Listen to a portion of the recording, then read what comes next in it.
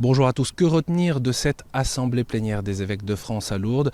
C'est certain, il y a eu cette journée de prière et de repentance pour les victimes de pédophilie. Ce fut un moment fort. On peut même dire que c'est une étape marquante et supplémentaire de l'épiscopat français dans sa lutte contre la pédophilie, avec cette volonté réaffirmée d'écoute des victimes comme un acte ecclésial. Les mesures décidées au printemps ont également été détaillées devant l'Assemblée. Il y a eu également cette intervention décomplexante du cardinal Torrent sur l'islam et le dialogue avec les musulmans. C'est un appel à la lucidité, à sortir d'un certain irénisme. Il y a un islam de la rencontre, il y a également un islam de la conquête. Pour cela, le dialogue est capital pour vivre ensemble, un dialogue important, mais qui n'empêche pas l'annonce évangélique qui incombe à tout chrétien en toutes circonstances. Le souci résolument missionnaire, c'est aussi un élément marquant de cette assemblée plénière ici à Lourdes, du travail des évêques, particulièrement dû ou peut-être grâce à la pauvreté des moyens de l'Église. On pense notamment au monde rural ou encore au monde ouvrier en ce qui concerne également les vocations. Il y a eu ces échanges de bonnes idées en forum notamment, mais aussi lors des discussions informelles, au moment des repas ou lors des pauses.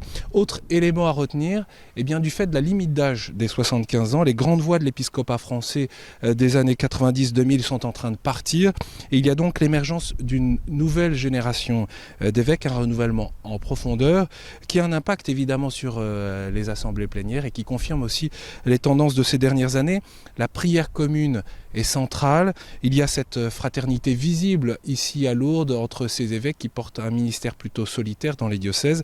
Et puis un climat de liberté dans les débats, au-delà des divergences et des sensibilités. Reste la question de la méthode de travail pour les échanges dans l'hémicycle, question que les évêques portent depuis plusieurs années maintenant. Comment débattre des dossiers à 120 et faire en sorte que ces approfondissements soient utiles? C'est une question qui revient principalement à la présidence de l'Assemblée. À ce titre, il ne fallait probablement pas attendre de grands changements cette année du fait de la convalescence et de l'absence de Monseigneur Pontier qui préside cette conférence des évêques de France. Voilà les quelques éléments à retenir de cette assemblée plénière, de ces 6 jours de travail des évêques de France à Lourdes. Je vous invite également à regarder le bilan de cette assemblée plénière réalisé par le cardinal André 23. C'est un entretien à retrouver sur le site internet de KTO, www.ktotv.com.